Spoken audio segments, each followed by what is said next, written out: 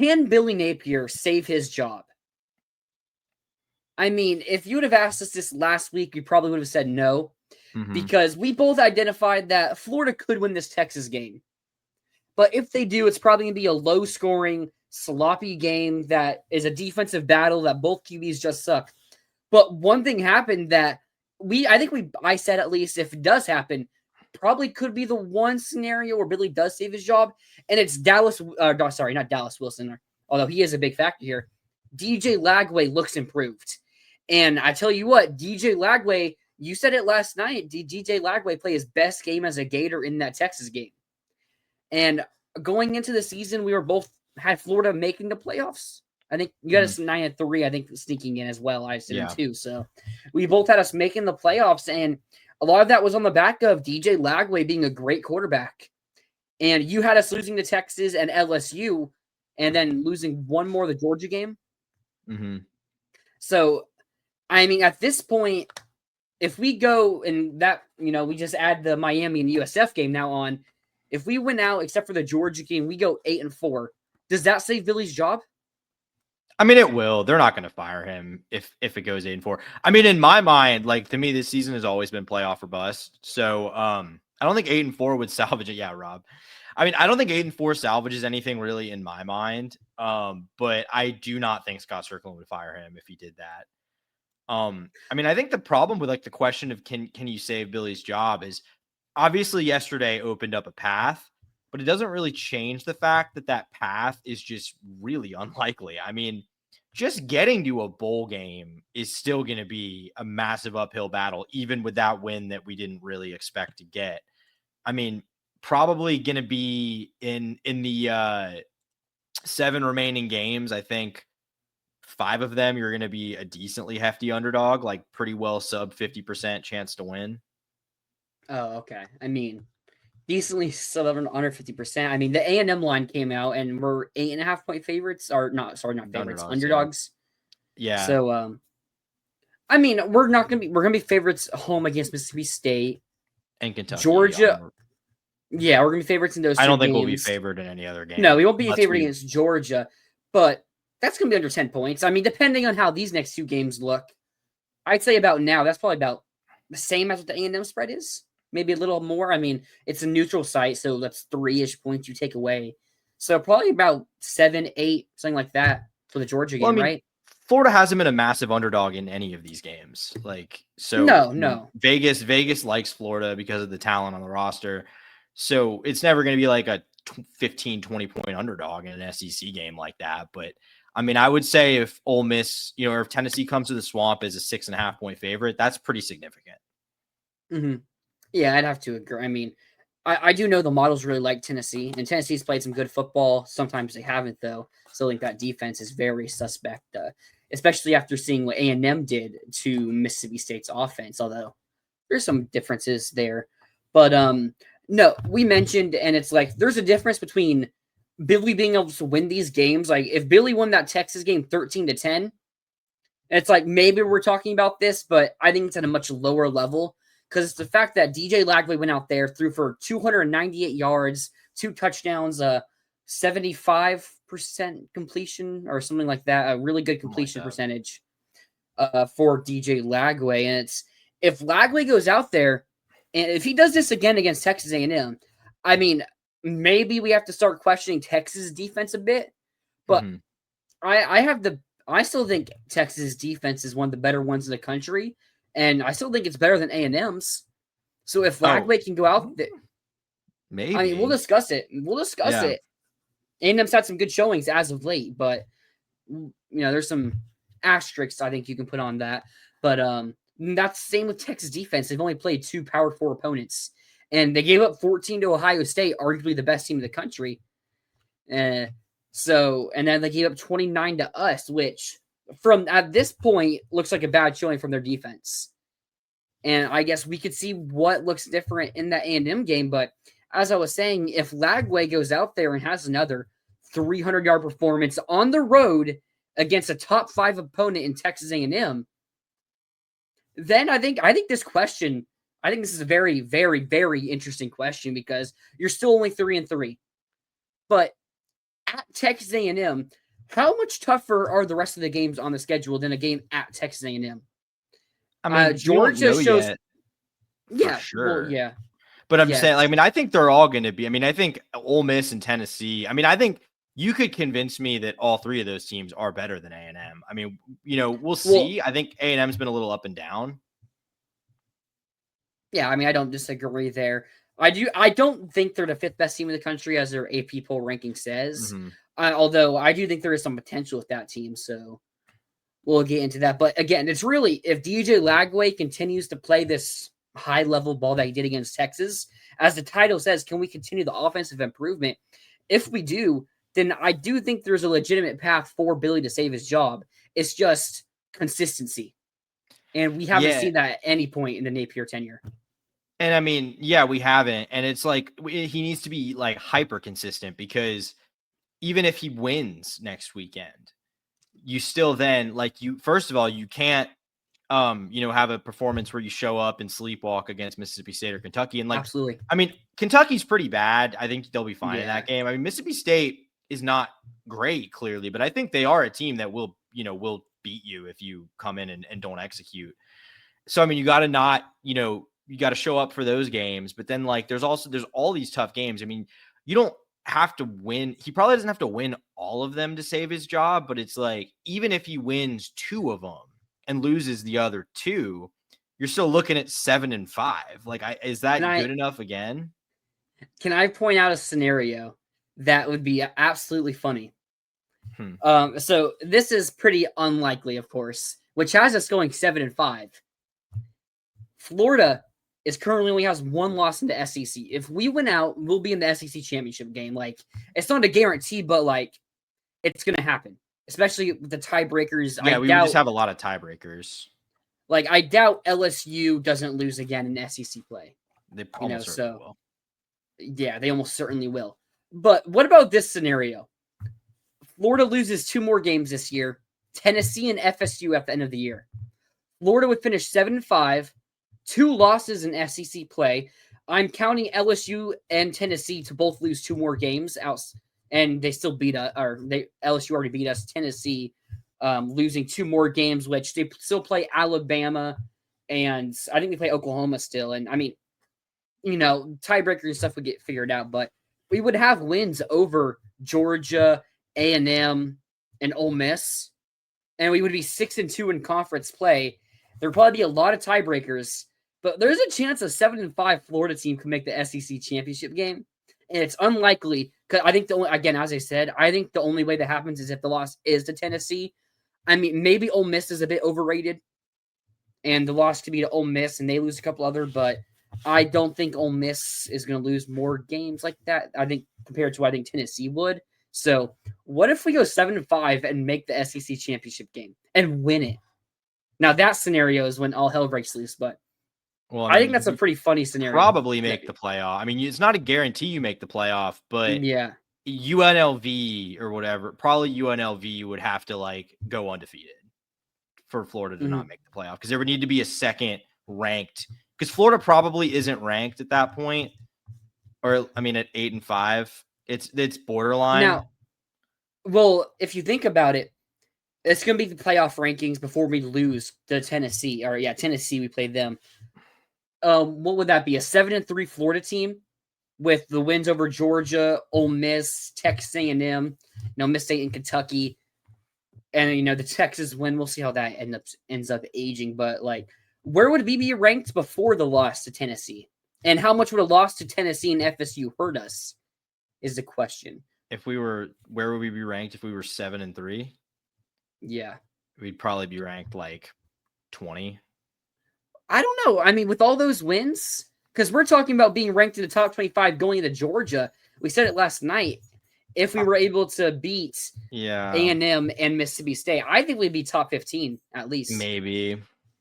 It depends on how. But then it wouldn't matter because you would drop out when you lose those 2 games. So maybe you get back in after winning the SEC. Yeah. I mean, it's just a funny scenario. It's not going to happen.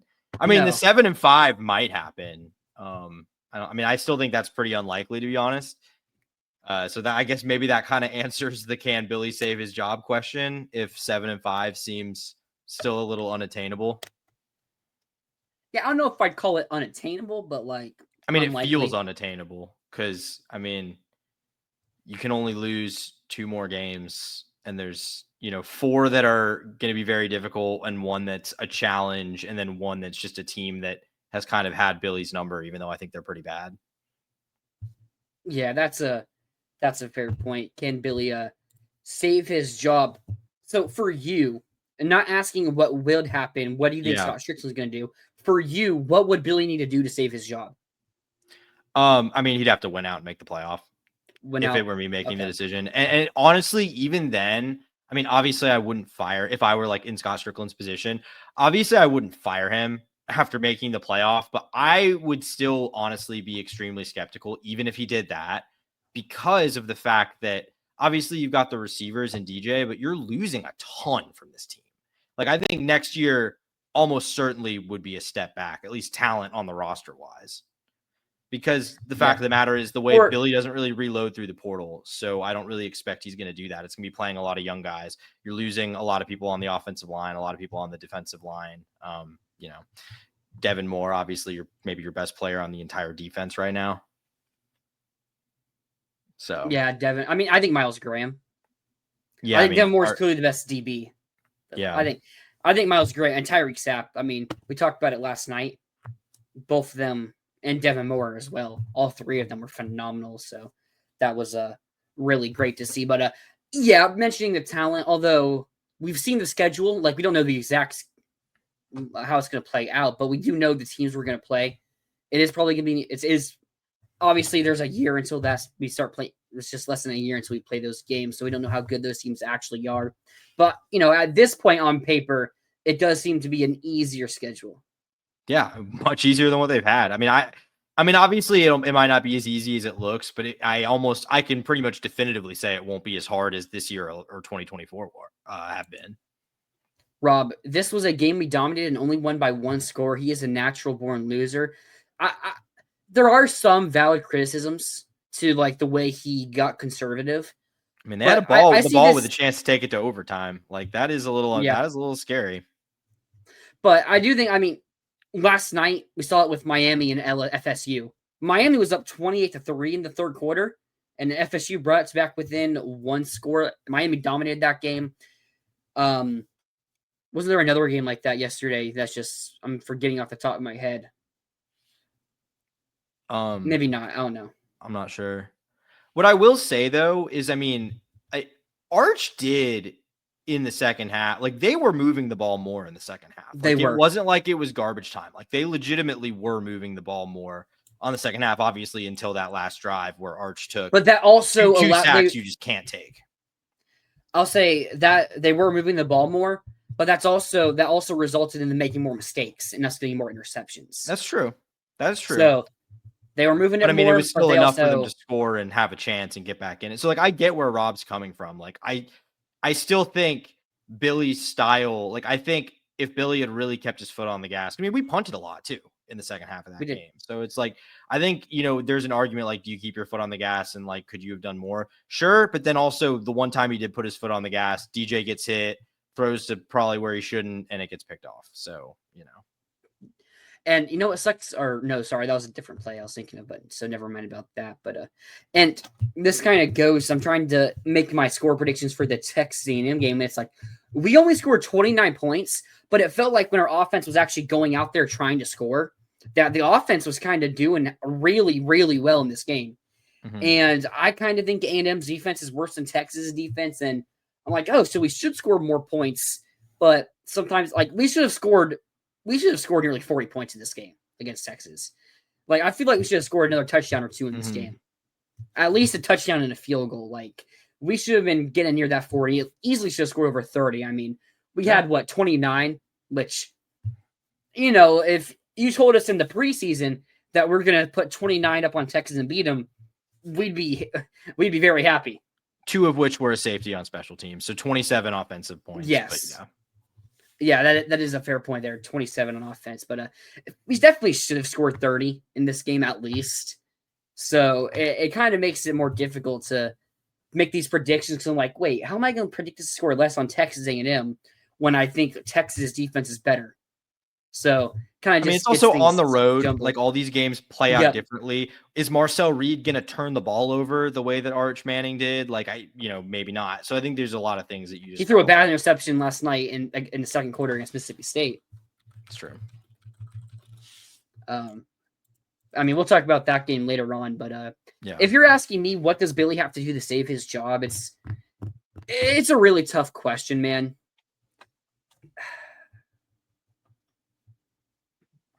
Well, because here's how things would play out. 8-4 minimum, I'll say. And I know how I work. If we go 8-4 and we have 3 top 10 opponents left on our schedule, Texas A&M, Georgia, and Ole Miss, and two other top 25 matchups with FSU and Tennessee. That's a lot of rivalry games. I mean, what's the one loss? Like, especially this week, if we go in and we march into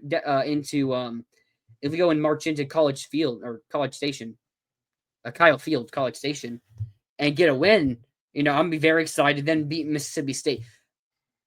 And it's like we're going to Georgia 5-3, maybe inside the top 25 there. It's like maybe we lose that game and then we win out. And that would entail what? 4 straight wins right there, including a top 10 win. And it wouldn't make the SEC championship game, wouldn't make the playoffs, but it'd be like, wow, they really played good football there. And it's a risky thing. Like, I also need to see the recruiting class is looking like. I mean, how the offense is looking. Like, if they're playing consistent ball, like if we just lose a close game to Georgia, because this Georgia team still could be the best team in the country. I mean, I don't think we're necessarily thinking Oregon or Ohio State are now unbeatable after what we've seen the past week. Like, and, Georgia losing a 1-score game to Bama doesn't eliminate them from being the best team in the country. So it's like, it's tough because we could easily be in the same situation we were this year, next year. Mm-hmm. I think we would need to see how the vibes are. I'll say 8-4 is the minimum, but even then, it's like, how does it look? You know what I mean? Mm-hmm.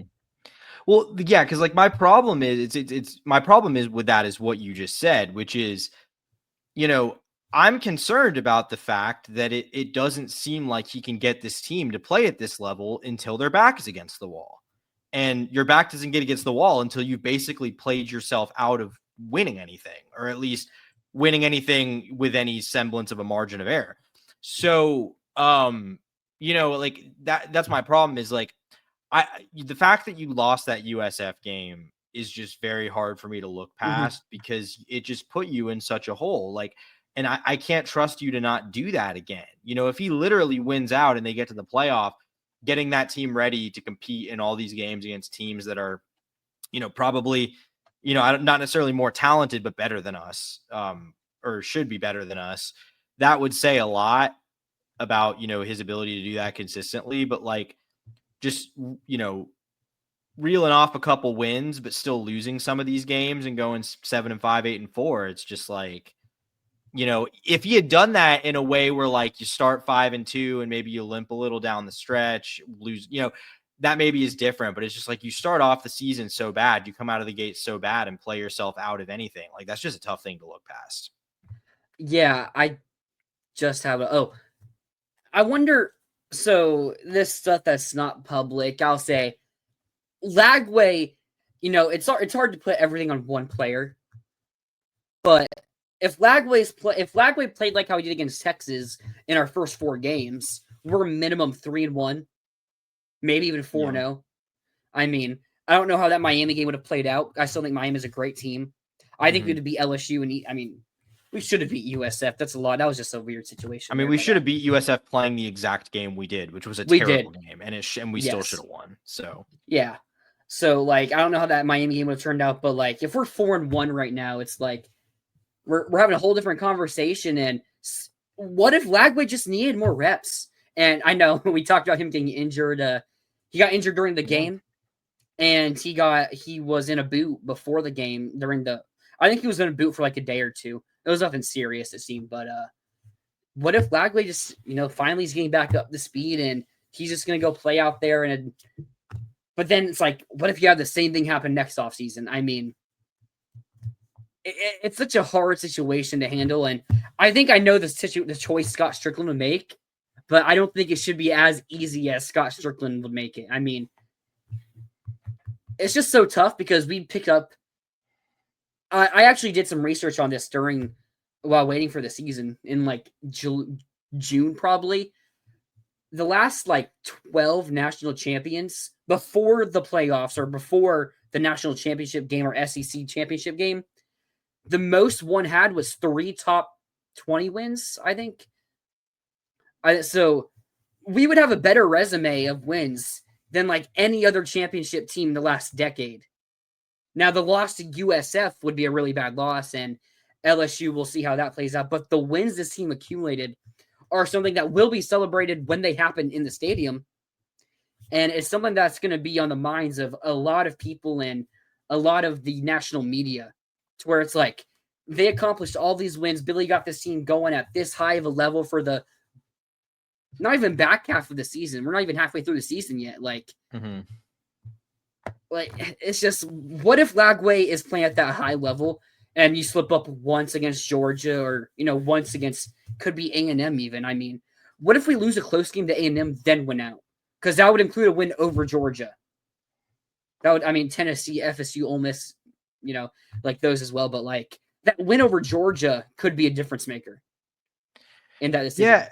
Again, it is like the dynamic is a little different from last year because part of the value prop last year was being able to return all those veteran guys. And that just is not really like next year is much more of a starting from scratch, like not completely, obviously you have Lagway and hopefully the receivers and stuff, but it's a lot more restarting than this year was compared to last year's team. So there's no so I think that makes it even more difficult when you're evaluating Billy Napier's consistency, because even if he's able to be consistent for, more than a month, like he was at the end of last year, maybe you can do it for 2 months. You're still at a point where it's like, okay, but do I trust him to do that going into next season with a largely new roster? Yeah, go for it. What's up? So we look at the defense. So we lose Caleb Banks, but I don't think we're going to have Caleb Banks the rest of the year. I mean, if we are winning a lot of games towards the ends of the year, I mean, Caleb Banks could return. But I wouldn't consider Caleb Banks a loss from this season to next year, of course, because he didn't play. So outside of Tyreek Sapp and Devin Moore, we basically return everybody else. I mean, right? Who am I missing? Is Gums gone? Gums might be gone, but I think Gums is gone. Gums, although Jaden Woods looks like he can be a superstar. Sure. And but it's saying, a loss. Part of it is the depth that we have. I mean, because Jaden Woods is now just a guy playing a contributing role versus, just on Jaden Woods is out there starting, basically. Jaden Woods has started. Yeah, I mean, I guess it's expanded, but my point. Like, my point is like he would be have to be like the face of the pass rush next year versus just like one of several guys who are playing a major role. I think another Brian Taylor having 1.5 sacks against Texas. I wonder if that's something that can continue. Mekhi Barrow looked phenomenal. Like, again, I'm saying if we're winning games, I would expect that these guys are still continuing to impress. I mean, can I also just say losing Devin Moore is a pretty big loss when he's really the only guy in the secondary right now that's not a little bit suspect.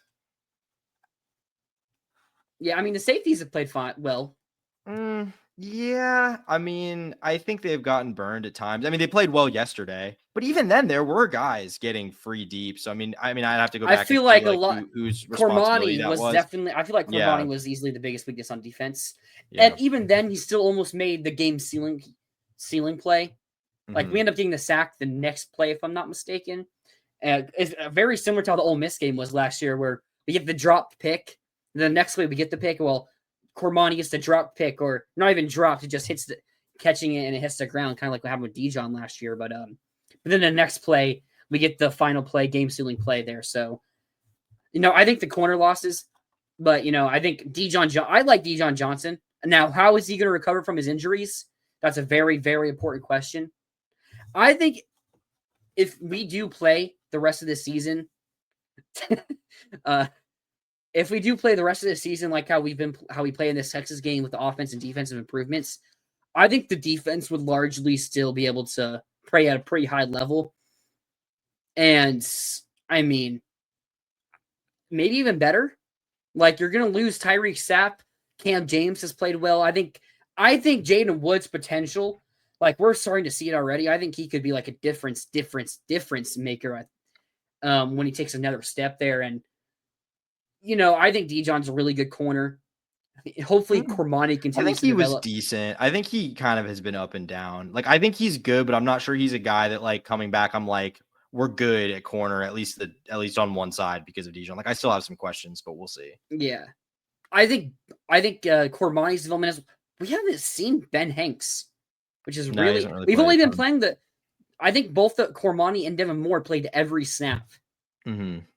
I saw the PFF stats. I'm pretty sure they played every single snap. So I would like to see a bit more Ben Hanks, but although, I mean, it's not unheard of for us to go and get a transfer corner. Although I will say, like, George, like, we don't really use the transfer portal. Like, honestly, we really don't. Cormani was a transfer. Yeah, the preferred walk-on transfer. Yeah, I mean, like, half of our transfers was guys who we missed out on and then ended up coming here after 1 year, or not even 1 year. Yeah.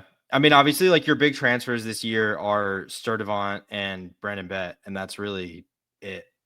And Bett wasn't even like a big-time transfer addition. He was kind of just Bett's playing well. Yeah, I mean, I'm not saying he's bad. I'm just saying he was just kind of a rotational guy at Baylor. Like, he was nothing, not like a super coveted guy in the portal. Sturdivant kind of was, but also, there were some bigger names that Florida was going after that are doing some things this year that, so maybe. But point being, Florida's not super. That's part of, like, my logic here, because you're losing your two best offensive linemen. Florida's just not very aggressive in the portal about replacing guys. And we saw they kind of tried to do it in the secondary this year, ended up with Caraway, who, I mean, has Caraway played, like, to what extent has Caraway played, like, at all this year? I think he's been injured the past 2 games. I'm pretty sure he's been injured. Did he play in the first 3? I believe he did. I think I vividly remember. I know he played a decent role in one of those early games. I can't remember which one, but I know he took some actual snaps there. So, Rob here.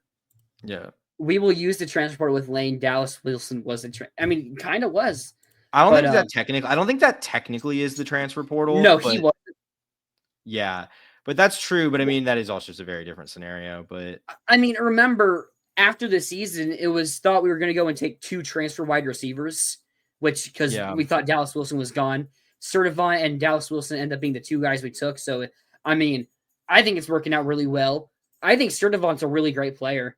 There's do you remember the play where making an impact? The problem is it's just like he's getting.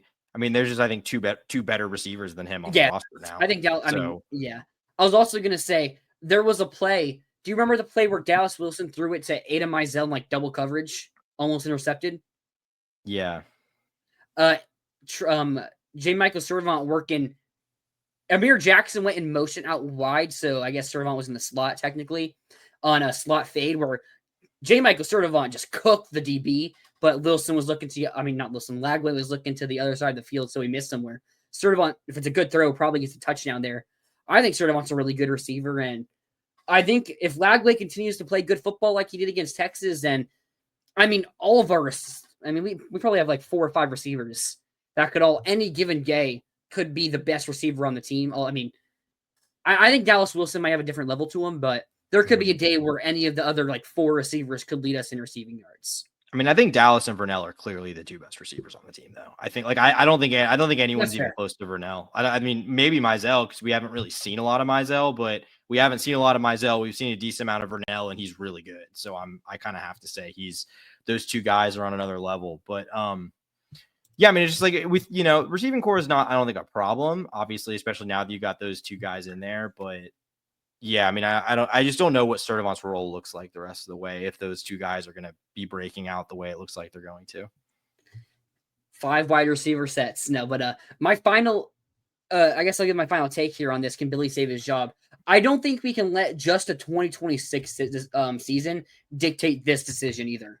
Mm-hmm. I mean, I'm, like, confident if we go 8-4, Scott Strickland won't fire Billy. So Yeah. us saying maybe you should. I mean, if we win out, then I think you have to. I mean, Billy's probably coach of the year if we find a way to win out and everything. Like, I would be pretty shocked if he's not. Like, I expect recruiting to be, pretty good. I think there'll be an uptick. I mean, if we found a way to win, what would that be? 8 straight games with 6 top 25 and 4 top 10 matchups. Like, I think recruiting would take an uptick. I think there'd be a bit more buy-in. We'd be in playing the SEC championship game. I think even if we're going 9-4 and losing the SEC title game, we're probably in the playoff. Like, I think you would have to keep Sunbelt Billy, as Jacob LaFront said. Yeah, I mean, obviously, it's just, I think so. It's like, can Billy save his job? Like, yeah, sure. There's a pretty obvious path. It's not going to happen though. I mean, I really don't think it's going to happen. I think, it's just, even if you come out and win tomorrow, on Saturday, it's just like, I think I'm not even saying they're going to be inconsistent and fall apart. It's just, these are all tough games and you can play well and lose games to good teams. So like, the odds that they're going to come out and win all the games they need to win. I mean, I still think getting to 6-6, I would be like, I mean, he's still got to go, but that was a pretty nice rally to save things. Like, that's how difficult this upcoming stretch is. So, I mean, I think it's really unlikely, but there is a path there if they can really catch lightning in a bottle here. Yeah, I mean, honestly, if we do beat Texas A&M, I mean, can't overlook Mississippi State, but like, if you beat A&M, you better beat Miss State. I'll be riding on. I'll be on it, especially so I can trash talk Georgia fans. Mm-hmm. That's basically, I'll be all in so I can trash talk Georgia fans, and especially if we beat Georgia, I think it's going to be hard to not be in at that point. I mean, 6-3 again, the record won't look great, but we'd win those next 3, then lose to Kentucky. Yeah, that's how it'd go. But no, there is a path, and it's a different answer if you're depending on who you're asking. In will they? It depends on what Scott Strickland's mind is about 8-4. But I'm pretty confident that Scott Strickland would not fire Billy at 8-4. No, that's not going to happen.